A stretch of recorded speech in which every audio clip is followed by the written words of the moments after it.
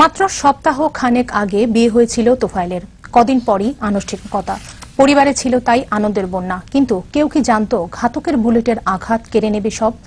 গত শুক্রবার কক্সবাজারে আল্লামা সাঈদী মুক্তি পরিষদের মিছিলে পুলিশের গুলি বৃষ্টিতে নিহত হন শহরের গোদারপাড়া এলাকার ছেলে তোফায়েল। আনন্দের সব আয়োজন ছিঁড়ে এখন শুধুই শোকের মাতম তোফায়েল ও নববধূর পরিবারে। কক্সবাজার প্রতিনিধি গোলাম আজম খানের রিপোর্ট জানাচ্ছেন মামুন মাহফুজ।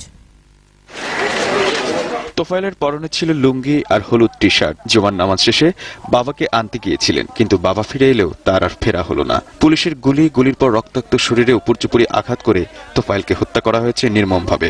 এমন অভিযোগ করে সংশ্লিষ্ট পুলিশ সদস্যের শাস্তি দাবি করেন নিহত তোফায়েলের স্বজনেরা। পুলিশকে নির্দিষ্ট করে সেই পুলিশের বিচার করতে হবে। এটা কি অপরাধ ছিল? এটা তো লুঙ্গি পরে, একটা হলুদ গেঞ্জি পরে গেছে যে নামাজ পড়ে। এটার কোন দস্ত্র লাঠি সুটি ছিল না। তার পিতাকে হাত ধরেছিল। দূর আসতেছে আব্বু ওদিকে চলে গেছে, ওদিকে চলে গেছে।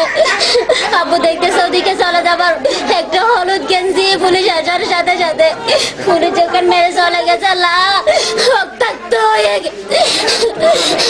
মুরগির মতো চটপট করতেছে। তো বলে মাদ্রাসা নামাজ পড়তে গেছে, নামাজ পড়ার পথে আনার পথে টানে আনার পথে আমার ভাইকে গুলি করছে পুলিশে।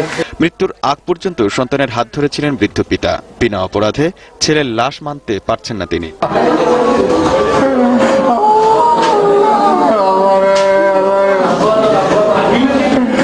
শনিবার হাশিমা মাদ্রাসা মাঠে জানাজায় অংশ নেয় হাজার হাজার শোকার্ত মানুষ। নিরপরাধ ছেলেটাকে যারা খুন করেছে তাদের বিচারের দাবি জানিয়েছেন মুসল্লিরা।